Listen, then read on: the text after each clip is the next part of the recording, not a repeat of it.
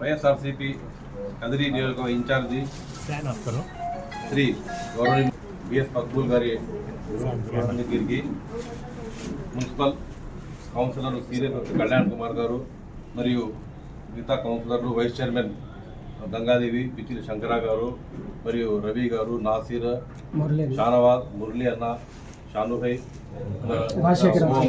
ఓం Rajasekharachari CI Ismail మరియు మన భోషాదన్న వారు ప్రతి ఒక్కరు కూడా ఇక్కడ హాజరున్నారు. ఎందుకంటే ఒక 4 రోజుల క్రితం మన ముఖ్యమంత్రి గౌరవనీయులు శ్రీ వైఎస్ జగన్మోహన్ రెడ్డి గారి ఆదేశాల మేరకు మంత్రి శ్రీ బొత్స సత్యనారాయణ గారు మన కదిరి నియోజకవర్గానికి ఇన్ఛార్జిగా జరగబోయే ఎన్నికలకు మన వైఎస్ఆర్సీపీ పార్టీ అభ్యర్థిగా ప్రకటించినారు. కాబట్టి మనం ఆయన ధన్యవాదాలు చేసుకుంటున్నాము.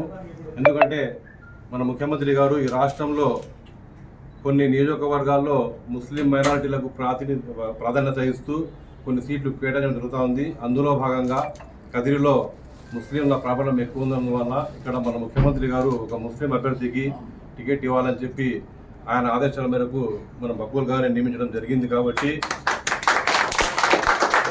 మొత్తం మున్సిపల్ కౌన్సిల్ తరఫున మరియు ముస్లిం కమిటీ తరఫున కూడా నేను ఒక ముస్లిం కౌన్సిలర్గా కూడా మనము ముఖ్యమంత్రి గారికి ధన్యవాదాలు తెలుసుకుంటున్నాము.